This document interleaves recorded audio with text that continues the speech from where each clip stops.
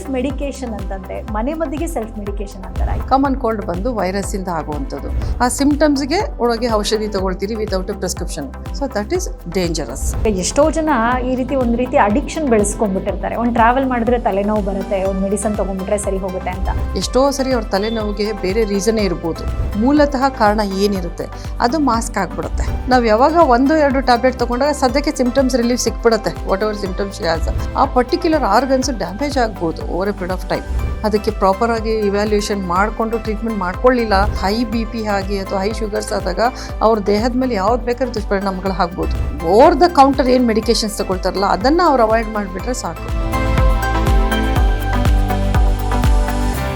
ನಮಸ್ಕಾರ, ಹೊಸ ದಿಗಂತ ಡಿಜಿಟಲ್ಗೆ ಸ್ವಾಗತ. ನಾನು ಸೌಮ್ಯ ಮಳಲಿ, ನಿಮ್ಮ ಗೆಳತಿ ಡಾಕ್ಟರ್ ಪುಣ್ಯವತಿ ಕಾರ್ಯಕ್ರಮಕ್ಕೆ ಸ್ವಾಗತ. ದೈನಂದಿನ ಜೀವನದಲ್ಲಿ ನಮಗುಂಟಾಗುವಂತಹ ಅನಾರೋಗ್ಯ ಸಮಸ್ಯೆಗಳು ಹಾಗೆ ಅವುಗಳಿಗೆ ಪರಿಹಾರವನ್ನು ತಿಳಿಸುವಂತಹ ಕಾರ್ಯಕ್ರಮವೇ ನಿಮ್ಮ ಗೆಳತಿ ಡಾಕ್ಟರ್ ಪುಣ್ಯವತಿ ಕಾರ್ಯಕ್ರಮ. ವೀಕ್ಷಕರೇ, ಇವತ್ತು ನಾವು ಒಂದು ವಿಶೇಷವಾದಂತಹ ಸಬ್ಜೆಕ್ಟ್ ಅನ್ನ ಇಟ್ಕೊಂಡು ನಿಮ್ಮ ಮುಂದೆ ಮಾತಾಡೋದಕ್ಕೆ ಬಂದಿದ್ದೀವಿ. ಅದುವೇ ಸೆಲ್ಫ್ ಮೆಡಿಕೇಶನ್. ಎಷ್ಟೋ ಜನ ಅನಾರೋಗ್ಯ ಸಮಸ್ಯೆಗಳು ಬಂದಾಗ ಮನೆ ಮದ್ದನ್ನ ಮಾಡ್ಕೊಳ್ತಾರೆ. ಆದರೆ ಈ ಮನೆ ಮದ್ದು ಮಾಡ್ಕೊಳ್ಳುವಂಥದ್ದು ಸೆಲ್ಫ್ ಮೆಡಿಕೇಶನ್ ಅಥವಾ ಯಾವುದೇ ಒಂದು ಅನಾರೋಗ್ಯ ಸಮಸ್ಯೆ ಬಂದಾಗ ನಾವು ವೈದ್ಯರ ಹತ್ರ ಹೋಗದೆ ನಮಗೆ ನಾವೇ ಮೆಡಿಸಿನ್ಗಳನ್ನು ತಗೊಳ್ಳುವಂಥದ್ದು ಸೆಲ್ಫ್ ಮೆಡಿಕೇಶನ್, ಇದು ಎಷ್ಟರ ಮಟ್ಟಿಗೆ ಅಪಾಯಕಾರಿ ಆಗಬಹುದು, ನಮ್ಮ ದೇಹದ ಮೇಲೆ ಯಾವ ರೀತಿ ದುಷ್ಪರಿಣಾಮವನ್ನು ಬೀರಬಹುದು, ಇದೆಲ್ಲದ್ರ ಬಗ್ಗೆ ನಾವು ಇವತ್ತು ನಮ್ಮ ಕಾರ್ಯಕ್ರಮದಲ್ಲಿ ನಿಮಗೆ ಮಾಹಿತಿಯನ್ನು ಕೊಡ್ತೀವಿ. ಇದ್ರ ಬಗ್ಗೆ ಮಾತನಾಡೋದಕ್ಕೆ ನಮ್ಮ ಜೊತೆ ನಮ್ಮ ಕಾರ್ಯಕ್ರಮದಲ್ಲಿದ್ದಾರೆ laparoscopy gynaec surgeon doctor Punyavathi C Nagaraj, Punya hospital, Basaveshwara Nagar. Doctor ನಮಸ್ತೆ, ಕಾರ್ಯಕ್ರಮಕ್ಕೆ ಸ್ವಾಗತ. ಎಷ್ಟೇ ಒಂದು ನಮ್ಮ ದೇಹದಲ್ಲಿ ಏನಾದರೂ ಒಂದು ಸಣ್ಣ ಏರುಪೇರಾದರೆ ಯೂಶಲಿ ಮನೆಯಲ್ಲಿ ಮನೆ ಮದ್ದು ಅಥವಾ ಅಜ್ಜಿ ಹೇಳಿದೇನೋ ಒಂದು ಮೆಡಿಸನ್, ಅಮ್ಮ ಹೇಳಿದೇನೋ ಒಂದು ಮೆಡಿಸನನ್ನು ನಾವು ಮಾಡ್ಕೊಂಡು ಕುಡಿತೀವಿ. ಅದು ಎಷ್ಟೋ ಅನಾರೋಗ್ಯ ಸಮಸ್ಯೆಗಳನ್ನ ಸರಿ ಕೂಡ ಮಾಡುತ್ತೆ. ಬಟ್ ಇನ್ನು ಮೇಜರ್ ಆಗಿ ಪದೇ ಪದೇ ನಾವು ಫ್ರೀಕ್ವೆಂಟ್ ಆಗಿ ನಾವು ಯಾವುದೋ ಒಂದು ಪ್ರಾಬ್ಲಮ್ ಆಗ್ತಾ ಇದೆ ಅಂದಾಗ ನಾವು ಡಾಕ್ಟರ್ ಬಳಿ ಹೋಗದೇನೆ ನಾವೇ ಮೆಡಿಸನನ್ನು ತಗೊಳ್ತೀವಿ. ಸೊ ಸೆಲ್ಫ್ ಮೆಡಿಕೇಶನ್ ಅಂತಂದರೆ ಮನೆ ಮದ್ದಿಗೆ ಸೆಲ್ಫ್ ಮೆಡಿಕೇಶನ್ ಅಂತಾರೆ. ಯಾವುದನ್ನ ಸೆಲ್ಫ್ ಮೆಡಿಕೇಶನ್ ಅಂತ ಹೇಳ್ತಾರೆ? ಇದು ಎಷ್ಟು ಮಟ್ಟಿಗೆ ದುಷ್ಪರಿಣಾಮ ಬೀರಬಹುದು ಕೆಲವೊಂದು ಅನಾರೋಗ್ಯ ಸಮಸ್ಯೆಗಳ ವಿಚಾರದಲ್ಲಿ? ಖಂಡಿತ. ಸೆಲ್ಫ್ ಮೆಡಿಕೇಶನ್ ಅನ್ನೋದು ಒಂದು ಬ್ರಾಡ್ ವಾಸ್ಟ್ ಏರಿಯಾ. ಈಗ ಮನೆ ಮದ್ದು ಅಂತ ಹೇಳ್ತೀವಿ. ಮನೆ ಮದ್ದು ಅಂದರೆ ಸಾಮಾನ್ಯವಾಗಿ ಕಾಮನ್ ಕೋಲ್ಡ್ ಆಗುತ್ತೆ. ಕಾಮನ್ ಕೋಲ್ಡ್ ಬಂದು ವೈರಸ್ಸಿಂದ ಆಗುವಂಥದ್ದು. ಈ ವೈರಸ್ಸಿಂದ ಆಗುವಂಥದ್ದು ಸಿಂಪಲ್ ವೈರಲ್ ಇನ್ಫೆಕ್ಷನ್ಸು, ಕಾಮನ್ ಕೋಲ್ಡ್ಗೆಲ್ಲ ಹೋಮ್ ರೆಮಿಡೀಸ್ ಅಂದರೆ ಮನೆಯಲ್ಲೇ ಈಗ ಒಂದು ಪ್ಲೇನ್ ಸ್ಟೀಮ್ ತಗೋಬೋದು, ಮಾಸ್ಕ್ ಹಾಕ್ಕೊಳ್ಬೋದು, ಸ್ವಲ್ಪ ಚೆನ್ನಾಗಿ ವೆಂಟಿಲೇಷನ್ ಇರುವಂಥ ಏರಿಯಾದಲ್ಲಿ ಇರ್ಬೋದು, ಹೈಜಿನಿಕ್ ಆಗಿರೋವಂಥದ್ದು ಎನ್ವೈರ್ಮೆಂಟು. ಒಂದು 2 ವೀಕ್ಸ್ ಟೈಮ್ ಕೊಟ್ಬಿಟ್ರೆ ಗ್ರ್ಯಾಜುಲಿ ಸೆಟ್ಲ್ ಆಗಿಬಿಡುತ್ತೆ. It's A self limiting disease. ನೀವೇನು ಮಾಡದೆ ಹೋದ್ರೂ 2 ವಾರದಲ್ಲಿ ಸೆಟ್ಲ್ ಆಗುತ್ತೆ. ಸೊ ಅದು ಒಂದು ರೀತಿಯಲ್ಲಿ ಹೋಮ್ ರೆಮಿಡೀಸ್ ಅನ್ಕೋಬೋದು. ಕೆಲವೊಂದು ಕಡೆ ಇಮ್ಯುನಿಟಿ ಬೂಸ್ಟರ್ಸ್ ಅಂತ ಕೆಲವೊಂದು ಹೋಮ್ ಪ್ರಿಪರೇಷನ್ಸ್ ಇರುವಂಥದ್ದು ಮನೆ ಮದ್ದು ಇರುತ್ತೆ.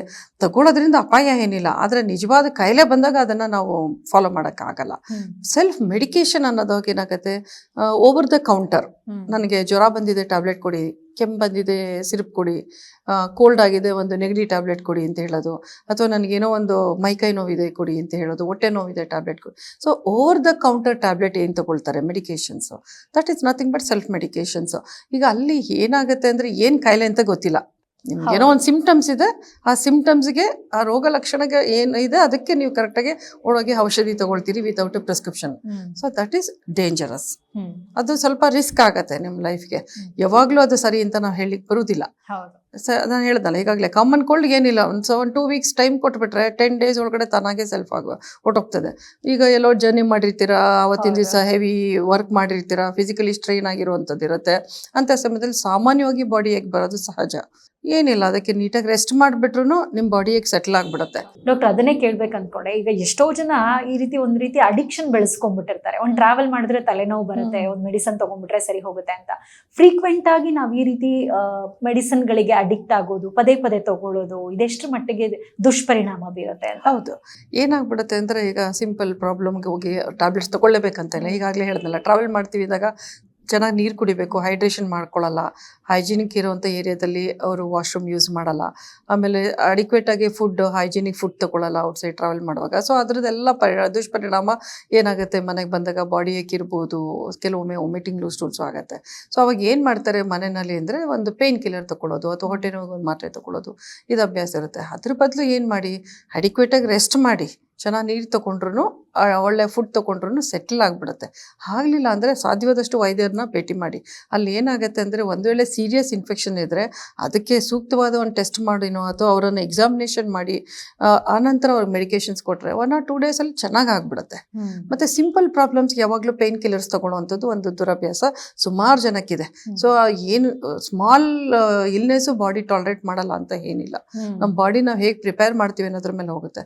ಸಿಂಪಲ್ ಪ್ರಾಬ್ಲಮ್ಸ್ಗೆ ರೆಸ್ಟ್, ಅಡಿಕ್ವೇಟ್ ಫುಡ್, ಹೈಡ್ರೇಷನ್ ಅವೆರಡೇ ಸಾಕಾಗುತ್ತೆ. ತಲೆನೋವು ಬರುತ್ತೆ ಟ್ಯಾಬ್ಲೆಟ್ ತೊಗೊಳ್ಳೋದು ಡೆಫಿನೆಟ್ಲಿ ನಾಟ್ ಅಡ್ವೈಸಬಲ್. ಇಲ್ಲಿ ಏನಾಗುತ್ತೆ ಅಂದರೆ ಎಷ್ಟೋ ಸರಿ ಅವ್ರ ತಲೆನೋವಿಗೆ ಬೇರೆ ರೀಸನ್ನೇ ಇರ್ಬೋದು, ಹೌದು, ಎಷ್ಟೋ ಸರಿ ಅವ್ರ ಬಾಡಿ ಏಕಗೆ ಬೇರೆ ರೀಸನ್ ಇರ್ಬೋದು, ಹೊಟ್ಟೆ ನೋವು ಬರಲಿಕ್ಕೆ ಬೇರೆ ಕಾರಣನೇ ಇರ್ಬೋದು, ಅಥವಾ ವಾಮಿಟಿಂಗ್ ಲೂಸ್ ಟೂಲ್ಸ್ ಆಗ್ತಾ ಇರುತ್ತೆ ಅದಕ್ಕೆ ಕಾರಣನೇ ಬೇರೆ ಇರ್ಬೋದು. ಅದ್ರದ್ದು ರೂಟ್ ಕಾಸ್ ಏನಿರುತ್ತೆ, ಮೂಲತಃ ಕಾರಣ ಏನಿರುತ್ತೆ ಅದು ಮಾಸ್ಕ್ ಆಗಿಬಿಡುತ್ತೆ ಟ್ಯಾಬ್ಲೆಟ್ ತಗೊಳ್ಳೋದ್ರಿಂದ. ಆ ಕಾಯಿಲೆ ಉಲ್ಬಣ ಆಗುತ್ತೆ. ಯಾವಾಗಲೂ ಮುಂದಕ್ಕೆ ಹೋಗಿ ವೈದ್ಯರನ್ನ ಭೇಟಿ ಆಗುತ್ತಾರೆ, ಅಷ್ಟೊತ್ತಿಗೆ ಕಾಯಿಲೆ ಜಾಸ್ತಿ ಆಗ್ಬೋದು ಅಥವಾ ಬೇರೆ ಕಾರಣದಿಂದ ಅವ್ರಿಗೆ ತೊಂದರೆ ಆಗ್ತಾ ಇರ್ಬೋದು. ಆ ತಗೊಳ್ಳೋ ಡ್ರಗ್ಸು ಸಹ ಅದ್ರ ಬಗ್ಗೆ ಅವ್ರಿಗೆ ಮಾಹಿತಿ ಸರಿಯಾಗಿರೋದಿಲ್ಲ, ಅದರಿಂದ ಆಗುವಂಥ ದುಷ್ಪರಿಣಾಮಗಳು ಅಥವಾ ಸೈಡ್ ಎಫೆಕ್ಟ್ಸ್ ಅದ್ರ ಬಗ್ಗೆ ಇರೋದಿಲ್ಲ. ಆನ್ ಲಾಂಗ್ ಟರ್ಮ್ ಈ ಥರ ಪೈನ್ ಕಿಲ್ಲರ್ಸು ಅಥವಾ ಹೊಟ್ಟೆ ನೋವಿನ ಟ್ಯಾಬ್ಲೆಟ್ ಅಂತ ನಾವು ತೊಗೊಳ್ತಾ ಇರ್ತೀವಿ, ಹೆಡೇಕ್ ಟ್ಯಾಬ್ಲೆಟ್ ತೊಗೊಳ್ತಾ ಇರ್ತೀವಿ.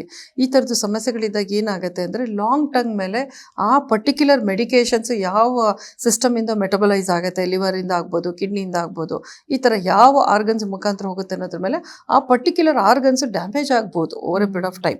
ಸೊ ಅದನ್ನು ಗಮನದಲ್ಲಿ ಇಟ್ಕೊಳ್ಬೇಕು. ಮತ್ತೆ ಡ್ರಗ್ ಇಂಟ್ರಾಕ್ಷನ್ಸ್, ಮಲ್ಟಿಪಲ್ ಡ್ರಗ್ಸ್ ತೊಗೊಂಡ್ಬಿಡ್ತಾರೆ. ಎಷ್ಟೋ ಸರಿ ಕೌಂಟರ್ಗೆ ಹೋಗಿ ನಂಗೆ ತಲೆನೋವಿಗೊಂದು, ಹೊಟ್ಟೆ ನೋವಿಗೊಂದು, ಜ್ವರಕ್ಕೆ ಒಂದು ಅಂತ. ಸೊ ಮಲ್ಟಿಪಲ್ ಆಂಟಿಬಯೋಟಿಕ್ಸ್ ಕೂಡ ಎಷ್ಟೋ ಜನ ತಗೊಂಡ್ಬಿಡ್ತಾರೆ. ಡಾಕ್ಟರ್ ಬಳಿ ಹೋಗಿ ಸಿಂಪ್ಟಮ್ಸ್ ಹೇಳೋ ಬದಲು ಮೆಡಿಕಲ್ ಶಾಪ್ ಅವ್ರ ಹತ್ರ ಹೋಗಿ ಈ ರೀತಿ ಒಂದು ವಾರದಿಂದ ಕಮ್ಮಿ ಆಗ್ತಿಲ್ಲ, ಒಂದು ಆಂಟಿಬಯೋಟಿಕ್ ಡೋಸ್ ಕೊಟ್ಬಿಡಿ ಅಂತ. ಇದು ಎಷ್ಟು ಸೊ ಅದು ಡೆಫಿನೆಟ್ಲಿ ನಾಟ್ ಅಡ್ವೈಸಬಲ್. ಅದನ್ನ ತಗೊಳ್ತಾರೆ, ಡ್ರಗ್ ಇಂಟ್ರಾಕ್ಷನ್ಸ್ ಆಗುತ್ತೆ. ಜೊತೆಗೆ ಆಂಟಿಬಯೋಟಿಕ್ ತಗೊಂಡಾಗ ಏನಾಗುತ್ತೆ, ದರ್ ಇಸ್ ಒಂದು ಪ್ರೋಟೋಕಾಲ್, ಒಂದು ಮೆಥಡ್ ಇರುತ್ತೆ. ಎನಿ ಆಂಟಿಬಯೋಟಿಕ್ ಒಂದು 5 days, 7 days, 10 days ಅಂತ ಒಂದು ಕೋರ್ಸ್ ಇರುತ್ತೆ. ಆ ಪರ್ಟಿಕ್ಯುಲರ್ ಆರ್ಗ್ಯಾನಿಸಮ್ ಏನಾಗುತ್ತೆ, ಆ ಆಂಟಿಬಯೋಟಿಕ್ ಕೊಟ್ಟಾಗ ಅದು ಕರೆಕ್ಟಾಗಿ ಕೌಂಟರ್ ಮಾಡುತ್ತೆ. ನಾವು ಯಾವಾಗ 1-2 ಟ್ಯಾಬ್ಲೆಟ್ ತೊಗೊಂಡಾಗ ಸದ್ಯಕ್ಕೆ ಸಿಂಪ್ಟಮ್ಸ್ ರಿಲೀಫ್ ಸಿಕ್ಬಿಡುತ್ತೆ, whatever symptoms has. But ಆ ಸಿಂಪ್ಟಮ್ಸ್ ರಿಲೀಫ್ ಆದಮೇಲೆ ಆ ಬ್ಯಾಕ್ಟೀರಿಯಾಸ್ ಅಥವಾ ವೈರಸ್ ಏನಿರುತ್ತೆ ರೆಸಿಸ್ಟೆನ್ಸ್ ಡೆವಲಪ್ ಮಾಡ್ಕೊಂಡ್ಬಿಡುತ್ತೆ, ಆಂಟಿಬಯೋಟಿಕ್ ರೆಸಿಸ್ಟೆನ್ಸ್ ಅಂತ ಹೇಳ್ತೀವಿ. ಸೊ ಮತ್ತೆ ಆ ಆಂಟಿಬಯೋಟಿಕ್ ಆ ಪರ್ಟಿಕ್ಯುಲರ್ ಕಾಯಿಲೆ ತೊಗೊಂಡಾಗ ಆ ಕೆಲಸ ಮಾಡದೇ ಇರ್ಬೋದು. ಆಮೇಲೆ ಆ ಪರ್ಟಿಕ್ಯುಲರ್ ಕೋರ್ಸ್ ಕಂಪ್ಲೀಟ್ ಮಾಡೋದ್ರಷ್ಟೇ ಕಂಪ್ಲೀಟ್ ಆಂಟಿಡೋಟ್ ವರ್ಕ್ ಆಗೋದು. 1 or 2 days ಇಂದ ಸುಮ್ಮನೆ ಸಿಂಪ್ಟಮ್ಸ್ ರಿಲೀಫ್ ಸಿಗುತ್ತೆ. ಸೊ ಆಂಟಿಬಯೋಟಿಕ್ ಮಿಸ್ಯೂಸ್ ಆಗುತ್ತೆ. ನೆಕ್ಸ್ಟ್ ಅದೇ ಆಂಟಿಬಯೋಟಿಕ್ ತಗೊಂಡ್ರೆ ರೆಸಿಸ್ಟೆನ್ಸ್ ಡೆವಲಪ್ ಆಗಿರುತ್ತೆ, ಮತ್ತೊಂದು ಆಂಟಿಬಯೋಟಿಕ್ ತಗೊಳ್ಬೇಕು. ಅದೇ ಆರ್ಗ್ಯಾನಿಸಮ್ಗೆ, ಅದೇ ಬ್ಯಾಕ್ಟೀರಿಯಾಗೆ ಬೇರೆ ಆಂಟಿಬಯೋಟಿಕ್ ತಗೋಬೇಕು, ತಗೊಳ್ತಾರೆ. ಖಂಡಿತ ಅಲ್ಲಿ ಏನಾಗುತ್ತೆ, ಅಯ್ಯೋ 5 ದಿವಸ ಟ್ಯಾಬ್ಲೆಟ್ ತಗೊಂಡ್ರೆ ನನ್ಗೆ ಜಾಸ್ತಿ ಆಗ್ಬಿಡುತ್ತೆ ಮೆಡಿಸಿನ್ ಅಂತ 2 ದಿವಸ ತಗೊಳ್ತಾರೆ. ಎಷ್ಟೋ ಮೆಡಿಕೇಶನ್ಸ್ ಒಂದು ಕೋರ್ಸ್ ಅಂತ ತಗೊಳ್ಬೇಕಾಗತ್ತೆ. ಈಗ ಪೇನ್ ಕಿಲ್ಲರ್ ಖಂಡಿತ ಅದಕ್ಕೊಂದು ಕೋರ್ಸ್ ಅಂತೇನಿಲ್ಲ. ಪೇನ್ ರಿಲೀಫ್ ಸಿಕ್ತು ಅಂದ್ರೆ ನೀವು ಸ್ಟಾಪ್ ಮಾಡ್ಬೋದು. ಆಂಟಿಬಯೋಟಿಕ್ಸ್ ಆ ಥರ ಆಗಲ್ಲ, ಕೀಮೊಥೆರಪಿ ಡ್ರಗ್ಸ್ ಆಗಲ್ಲ. ಮತ್ತೆ ಕೆಲವೊಂದು ಸರಿ ಏನಾಗುತ್ತೆ, ಈ ಕೀಮೊಥೆರಪಿ ಡ್ರಗ್ಸ್ ಮೇಲೆ ಇರ್ತಾರೆ. ಆಮೇಲೆ ಅವ್ರು ಇಮ್ಯುನೋ ಕಾಂಪ್ರಮೈಸ್ಡು, ಕೆಲವೊಂದು ಸೆಕ್ಷುಲಿ ಟ್ರಾನ್ಸ್ಮಿಟೆಡ್ ಡಿಸೀಸ್ ಇಂದ ಅವ್ರ ರೋಗ ನಿರೋಧಕ ಶಕ್ತಿ ಕಡಿಮೆ ಇರುತ್ತೆ. ಮತ್ತೆ ಕೆಲವೊಂದು ಸರಿ ರೇಡಿಯೋಥೆರಪಿ, ಕೀಮೊಥೆರಪಿ ಟ್ರೀಟ್ಮೆಂಟ್ ಮೇಲೆ ಇರ್ತಾರೆ. ಲಾಂಗ್ ಟರ್ಮ್ ಮೆಡಿಕೇಶನ್ಸ್, ಡಯಾಬಿಟಿಕ್ ಇರ್ಬೋದು, ಹೈಪರ್ಟೆನ್ಸಿವ್ ಇರ್ಬೋದು. ಫ್ರೆಶ್ ಆಗಿ ಡಯಾಬಿಟಿಕ್ ಆಗಿರ್ತಾರೆ, ಹೈಪರ್ಟೆನ್ಸಿವ್ ಆಗಿರ್ತಾರೆ, ಹೈಪೋಥೈರಾಯ್ಡ್ ಕಂಡೀಷನ್ಸ್ ಇರುತ್ತೆ. ಅವ್ರಿಗೆ ಸಿಂಪ್ಟಮ್ಸ್ ಏನು, ಅನ್ಈಸಿನೆಸ್ ಇರುತ್ತೆ, ಲ್ಯಾಕ್ ಆಫ್ ಇಂಟ್ರೆಸ್ಟ್ ಇರುತ್ತೆ, ಸ್ಕಿನ್ ಎಲ್ಲ ರಫ್ ಆಗಿಬಿಡುತ್ತೆ, ಅವ್ರಿಗೆ ಬೇಗ ಟಯರ್ಡ್ನೆಸ್ ಆಗ್ತಾ ಇರುತ್ತೆ. ಸೊ ಅವರು ಕರೆಕ್ಟಾಗಿ ವೈದ್ಯರನ್ನ ಭೇಟಿಯಾಗಿ ಅದಕ್ಕೆ ಪ್ರಾಪರಾಗಿ ಇವ್ಯಾಲ್ಯೂಯೇಷನ್ ಮಾಡಿಕೊಂಡು ಟ್ರೀಟ್ಮೆಂಟ್ ಮಾಡ್ಕೊಳ್ಳಿಲ್ಲ, ಸುಮ್ಮನೆ ಹೀಗೆ ಟ್ಯಾಬ್ಲೆಟ್ ತೊಗೊಂಡು. ನಾನು ಎಷ್ಟೋ ಸರಿ ಪೇಷಂಟ್ಸ್ ನೋಡಿದ್ದೀನಿ, ಒಂದ್ಸರಿ ಇದಕ್ಕಿದ್ದಂಗೆ ಮನೆಯಲ್ಲಿ ಗಿಡಿನೆಸ್ ಬಂದು ಬಿದ್ದೋಗಿದ್ರು ಅಂತ ಕರ್ಕೊಂಡು ಬರ್ತಾರೆ. ಆವಾಗ ನೋಡಿದ್ರೆ ಶುಗರ್ ಜಾಸ್ತಿ ಇರುತ್ತೆ, 400, 450 ಆಗಿ ಬಂದಿರ್ತಾರೆ. BP ಅನ್ಕಂಟ್ರೋಲ್ಡ್ ಇರುತ್ತೆ, 200 and above ಇರುತ್ತೆ systolic blood pressure. So diastolic blood pressure 160, 170 ಎಲ್ಲ ಇರುವಂಥವ್ರು ಇದ್ದಾರೆ. ಆ ಥರ ಸಡನ್ನಾಗಿ ಆ ಥರ ಹೈ BP ಆಗಿ ಅಥವಾ ಹೈ ಶುಗರ್ಸ್ ಆದಾಗ ಅವ್ರ ದೇಹದ ಮೇಲೆ ಯಾವ್ದು ಬೇಕಾದ್ರೆ ದುಷ್ಪರಿಣಾಮಗಳು ಆಗ್ಬೋದು. ಅವ್ರು ಫ್ರೆಶ್ಲಿ ಡಿಟೆಕ್ಟರ್ ಅಂದ್ರೆ ಗೊತ್ತೇ ಇರಲ್ಲ ಅವ್ರಿಗೆ. ಸೊ ಈ ಥರದ್ದು ಒಂದು ಪರಿಸ್ಥಿತಿನ ನಿರ್ಮಾಣ ಆಗ್ಬಿಡುತ್ತೆ, ಲೈಫ್ ಥ್ರೆಟನಿಂಗ್ ಕಂಡೀಷನ್ಸ್. ಸೊ ಸಾಧ್ಯವಾದಷ್ಟು ನೀವು ವೈದ್ಯರನ್ನ ಕನ್ಸಲ್ಟ್ ಮಾಡೋದು ಯಾವಾಗಲೂ ಒಳ್ಳೆಯದು. ಸಿಂಪಲ್ ಪ್ರಾಬ್ಲಮ್ಸ್ ಏನಿದೆ, ಹೋಮ್ ರೆಮಿಡೀಸ್ ಆಫ್ ಕೋರ್ಸ್, ಏನೂ ತೊಂದರೆ ಏನಿಲ್ಲ, ಅದು ಯೋಚನೆ ಮಾಡುವಂಥದ್ದು ಏನಿಲ್ಲ. ಜ್ವರ, ತಲೆನೋವು, ಹೊಟ್ಟೆ ನೋವು ಬಂದಾಗ ಒಂದ್ಸಲ 2 ಸಲ ಓಕೆ, ಅದು ರಿಪೀಟೆಡ್ಲಿ ಆದಾಗ ಏನೋ ಮೇಜರ್ ಇಶ್ಯೂಸ್ ಇರ್ಬೋದು ಅಂತ ಡಾಕ್ಟರ್ನ ಕನ್ಸಲ್ಟ್ ಮಾಡಬೇಕು. ಈಗ ಎನಿ ಫೀವರ್ 2 days 48 hours ಅವ್ರು ಸೆಟಲ್ ಆಗಿಲ್ಲ ಅಂದ್ರೆ ಅಂಡರ್ಲೈನ್ ಕಾಸ್ ಬೇರೆ ಏನೋ ಇರ್ಬೋದು ಅಥವಾ ಸಿವಿಯರ್ ಇನ್ಫೆಕ್ಷನ್ಸ್ ಇರ್ಬೋದು, ನೀವು ಡಾಕ್ಟರ್ನ ಕನ್ಸಲ್ಟ್ ಮಾಡಬೇಕಾಗತ್ತೆ. ಮೇಜರ್ಲಿ ಏನು ನಾವು ಸಜೆಸ್ಟ್ ಮಾಡ್ಬೋದು ಅಂದರೆ ಓವರ್ ದ ಕೌಂಟರ್ ಏನು ಮೆಡಿಕೇಶನ್ಸ್ ತಗೊಳ್ತಾರಲ್ಲ ಅದನ್ನ ಅವ್ರು ಅವಾಯ್ಡ್ ಮಾಡಿಬಿಟ್ರೆ ಸಾಕು. ಅದು that will stop their problems.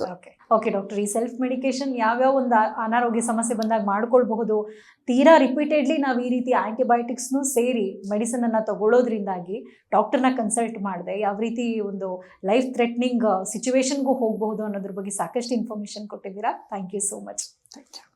So ವೀಕ್ಷಕರೇ, ನೋಡಿದ್ರಲ್ಲ, ಮನೆ ಮದ್ದು ಮಾಡ್ಕೊಳ್ಳೋದು ಬೇರೆ, ಸೆಲ್ಫ್ ಮೆಡಿಕೇಶನ್ ಮಾಡ್ಕೊಳ್ಳೋದು ಬೇರೆ.